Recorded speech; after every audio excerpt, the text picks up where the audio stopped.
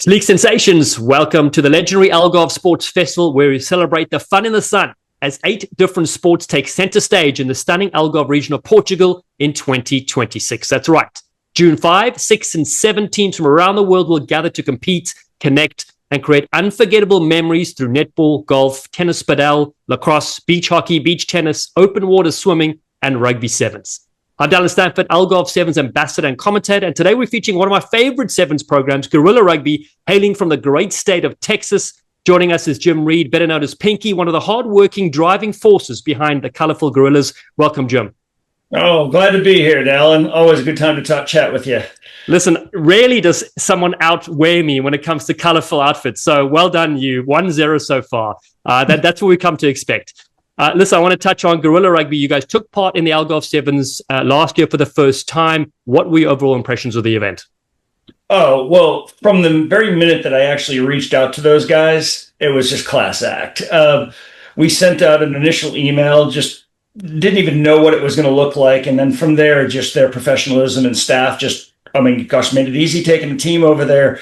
And as you know, like you saw, we ended up taking more than one because they made it so easy. And then, of course, once we landed, most of the guys we brought had never been overseas. In fact, I believe we had 4 that had never been on an airplane before. So impressions, obviously Portugal is beautiful. Our impressions were just all stellar, world class from the very beginning. Yes. I love that. That's so brilliant. Also, the fact that rugby opens doors for people to travel overseas, to experience new cultures and new people. I think that's the greatest gift about the sport.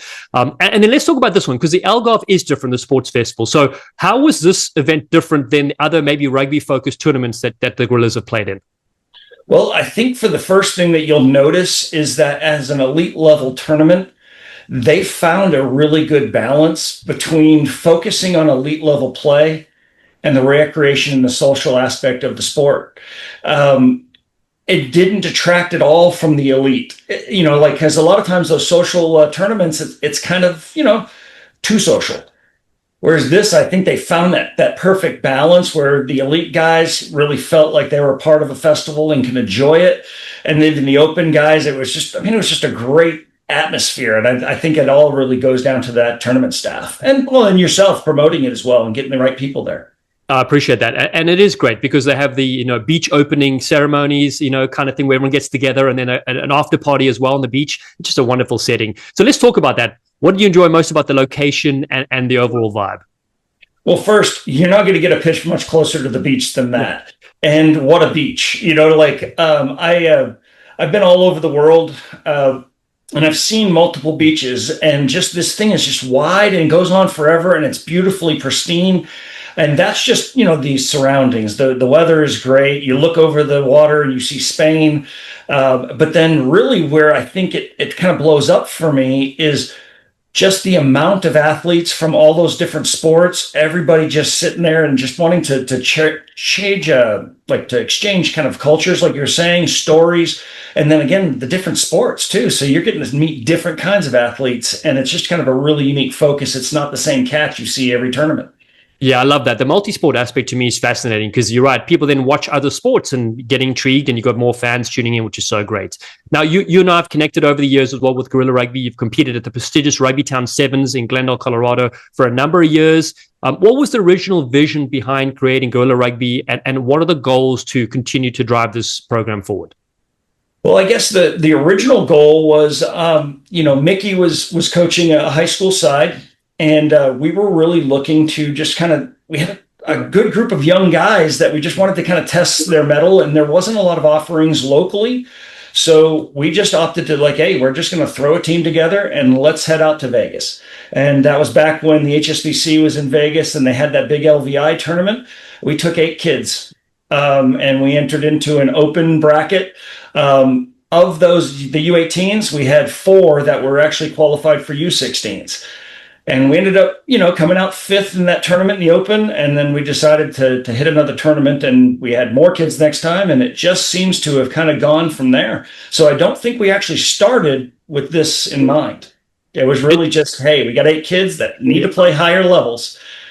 And it's brilliant. I will say this, as a commentator, we obviously do our homework on the different teams. And what impresses me the most about Guerrilla Rugby is your team plays against Olympians, international stars that have been on the series for a decade. And a lot of those players, as you said, have come through the ranks from various Texas areas and haven't played international rugby. And all of a sudden, they're beating or holding teams within very close scores. It's truly tremendous. And I want to touch on another thing. Rugby Town Sevens, we've got the Armed Forces, and you served in the U.S. Air Force. So what was it like for you to be there every year and catching up with people that you know and supporting the Air Force? Yeah, sure. Well, yeah. So I'm retired Air Force, and I played for the All Air Force team. But I'm dating myself a little bit because back then the Armed Forces and the Combined Service Championships were 15s. Right. So I played 15s for quite a while. Towards the end of my career, I was able to play a little bit with the Phantoms and stuff like that. Right at the end when they were transitioning to the sevens, but by then I was a little dated.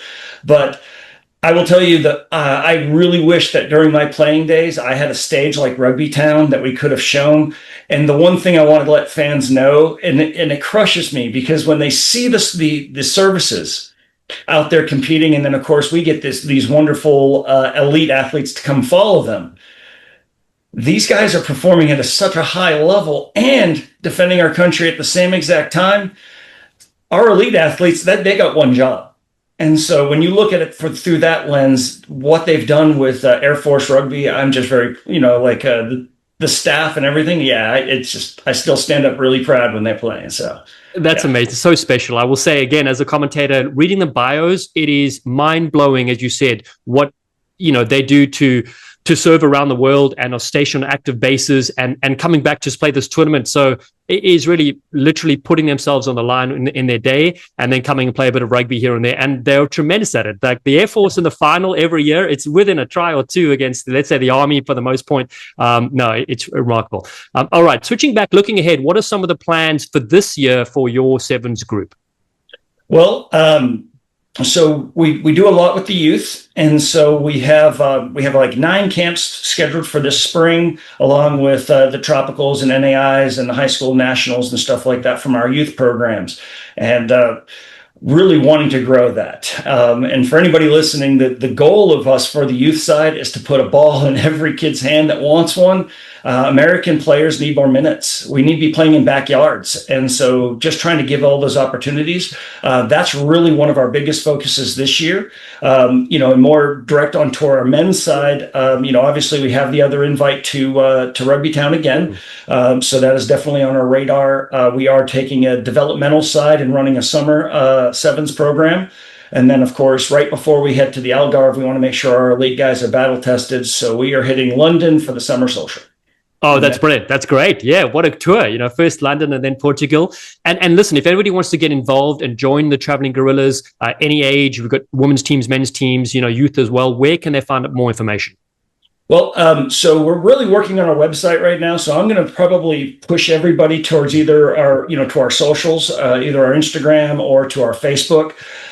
We are working on that, but it's a little bit foreign to me. And Mickey is as good as he is as a coach. We are horrible IT guys, and so we have a group of players that actually manage our socials, and that's probably the best and fastest way to get a hold of us. And we are always looking for talent, whether it be from the coaching staff or from players or anybody that just wants to be a part of it. I mean, the bigger it gets, the better it is for everybody. I love it. And you have fun while doing it as well, which I think is great. I will put the links to the socials and obviously when the website's done as well. Now, last year, you brought more than one Texas side to the tournament, to the Algarve. Tell us about that and how it unfolded, and then how many teams are you bringing out to Portugal this year? Well, it started out with just an email from actually Sean Conlon, Evan's dad, saying, I want to go to Portugal. And he sent us over the stuff that they put out. And I just shot an email, and me and Mickey were saying, how are we going to do this? Because it's like 7 months out, and can we even compete on that stage? So we originally registered one open team. And within about 3 weeks, we realized the level of talent that volunteered, we wouldn't be fair, so we went ahead and bumped that up to the elite. But then over the next month, we had a whole slew of other people. I want to go. And so we ended up bringing an open and an elite and a social side. And it just a testament to how easy it was because of what the tournament did to make it easy for us to make that move. That was our first international trip. And to make it with 3 sides, and You were there. I mean, Yeah. it was epic. I mean, it was a great party, and I think we even brought part of it ourselves, and then just augmented what you guys already had there. Um, so yeah, I mean, it wasn't what we planned. It's just we just started putting it out there, and the good people started signing up, and we're going to try to do it again this year. It's superb. And also, this is a great thing about bringing people from around the world. You brought the Texas flair, you had cowboy hats, you had a whole vibe. And of course, everyone else there were like, oh, goodness, we love Texas, So it was a beautiful blend, and we can't wait for this year coming up. Now, my final question. Let's say a team is on the fence about attending the Algarve Sevens. They're not sure, they've never been before. What would you say to them? Well, stop worrying about it. Like if we were worried, we wouldn't be playing rugby in the first place. But this is definitely a lower risk proposition than getting on any pitch. Because, like I said, the Algarve is a beautiful place. The tournament is one just ran so well. I felt that my liaisons over there, they really cared about what was going on. They will take care of most of the things that you're worried about, because it's just like they take care of transportation, pitches, all of that. And if you have any other questions, I mean, reach out to me. We've done it. Yeah. And, either A, we will help you do it, or come along with us. Either way, I would love to see more Americans traveling overseas and basically getting those elite European minutes. It's important. That's right. It's totally important. And in fact, one player did reach out to me. It was Steve Thomasine, the US Eagle Sevens legend. His brother, Caleb, and he played for you guys, did really well at scrum half. So it really good. Jim, I want to thank you for your time. Everything you do to grow the game in Texas and beyond. Guerrilla Rugby, like I said, has always impressed me with the talent, hardworking players that you and Mickey Patterson have developed and continue to develop. So appreciate you. Can't wait to see you again in the Fun in the Sun. Absolutely. See you there.